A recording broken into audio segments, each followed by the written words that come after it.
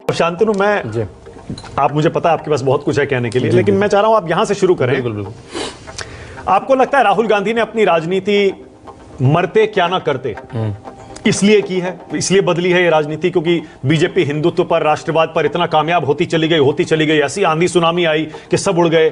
कांग्रेस ने सॉफ्ट हिंदुत्व पर आने की कोशिश की, सबको पता है, गुजरात में याद है, मंदिर गए प्रियंका, उसके बाद से कोशिश की, लेकिन वो कामयाबी नहीं मिली। क्या इसीलिए थक के, हार के आखिर में उनको यह समझ में आया कि हिंदुत्व पर नहीं जाना है और हमको जाति पर आना पड़ेगा, और इसीलिए ये बदले हुए राहुल, बदली हुई पॉलिटिक्स दिखाई दे रही है? देखिए 2014 के बाद जब कांग्रेस बुरी तरह चुनाव हारी माना, तो उनकी जो अंदर की कमेटी बनी उसने कहा कि हमें एंटी हिंदू दिखना बंद होना पड़ेगा, हमें मुस्लिम अपीजमेंट वाली पार्टी देखना बंद होना पड़ेगा।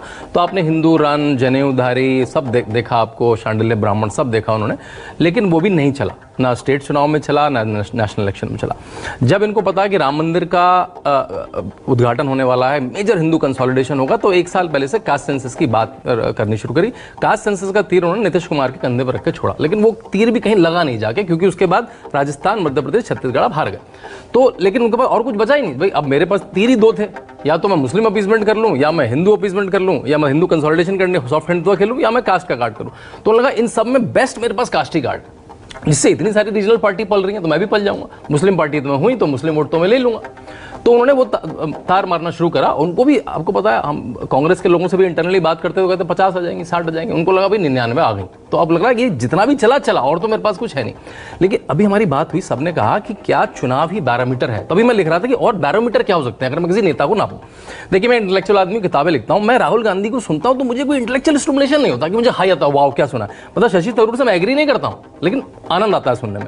चाहे नरेंद्र मोदी हो, अरुण जेटली को पहले सुनते थे, पीयूष गोयल को सुनते थे, तो भाई आधी बातें तो राहुल गांधी की गिबरिश होती है। तो क्या मुझे इंटेलेक्चुअल स्टिमुलेशन आता है एक इंटेलिजेंट व्यक्ति को सुनने में? नहीं आता।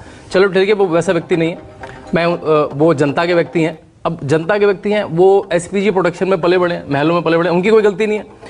अब उनके लिए जो पॉवर्टी है, जो गरीबी है, जो भारत का समाज है, वो ट्यूशन की क्लास है, वो कि भाई ट्यूशन दे देगा कोई उनको, भाई ये भारत ऐसा होता है, भारत में गरीबी ऐसी है। अब उसके ट्यूटर कौन है? जयराम रमेश। वो ट्यूटर भी उसी टाइप के हैं, विदेशी टाइप के, जयराम रमेश, सैम पिट्रोडा, मतलब। और उनके लिए हमने बाहर इतने मिनिमम कर लिए हैं कि 54 मतलब 54 साल की उम्र में वो सड़क पे निकलते हैं तो अरे सड़क पे निकल गया आदमी, सड़क पे निकल गया, भारत जोड़ो भारत जोड़ो, मतलब सड़क पे आ गया आदमी, देखो कितना चल रहा है भाई। ये तो मतलब एक बेयर मिनिमम, एक नेता को सड़क पे रहना, जनता के बीच रहना, ये तो लोग कर करके छोड़ दिया उन लोगों ने। अभी आ रहा है तो बेयर मिनिमम। अब मैं कहता हूँ चलो वो जनता के व्यक्ति नहीं है, अब वो पार्लियामेंटेरियन कैसे हैं?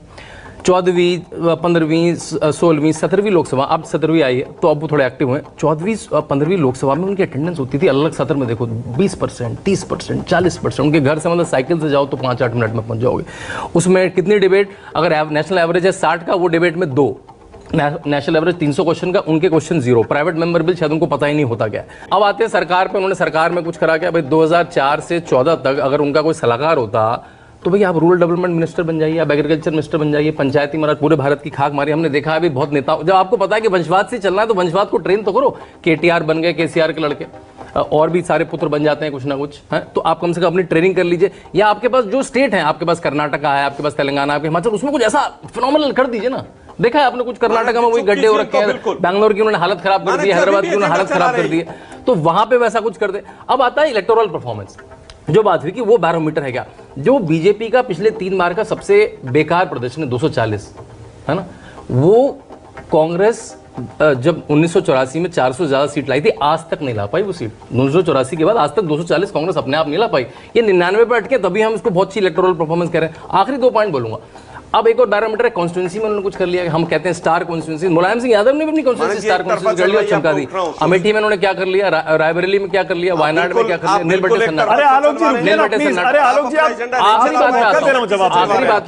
आखिरी बात पे आता हूं, आखिरी बैरोमीटर देखिए विचलित कितने हो रहे हैं। मेरा एक भी बिल्कुल उठूंगा मैं, आखिरी बैरोमीटर। अब उनका विजन क्या है, उनका विजन सुनता हूं, है ना। विजन क्या है? Caste census.